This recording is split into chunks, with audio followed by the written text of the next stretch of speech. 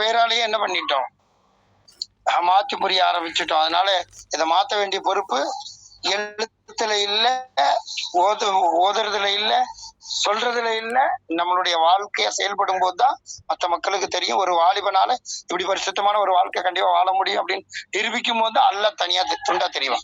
இந்த இந்த அற்புதத்தை என்ன செய்ய முடியாது, மற்றவங்களால செய்ய முடியாது. ஏன்னா உள்ளம் பக்குவமாயினா மட்டும்தான் இதை செய்யவே முடியும். உள்ளம் பரிசுத்தம் அடையாம என்ன செய்ய முடியாது. அப்ப உள்ளம் பரிசுத்தம் அடைகிறதுக்கு அல்லாஹ்வை தவிர வேற எதுவுமே கிடையாது. அல்லாஹ்வுடைய வார்த்தைகளை தவிர வேற எதாலையும் என்ன செய்ய முடியாது, உள்ளத்தை பரிசுத்தப்படுத்த முடியாது. அப்ப இது ஒண்ணுதான் எல்லாத்துக்கும் தீர்வு. எங்க இருந்தாலும் நம்மளை பாதுகாக்கும். தனிமையில இருந்தாலும் பாதுகாக்கும், வெளியில எல்லா மக்களோட இருந்தாலும் யாரையும் ஏமாத்த மாட்டோம். இவங்களை ஏமாத்திக்கலாம். தனிமையில நம்மளுடைய மனசை யார் அறிய போறா, அதனால இவங்களை ஏமாத்தினா யாருக்கு தெரிய போகுதுன்னு ஏமாத்த மாட்டோம். தனிமையில போயிட்டு பாவமும் செய்ய மாட்டோம். அப்போ ரெண்டு நிலையும் என்ன செய்வோம், ரெண்டு தனிமையும் நம்ம பாதுகாப்போம். அப்படிப்பட்ட நிலைக்கு தான் அல்லாஹ்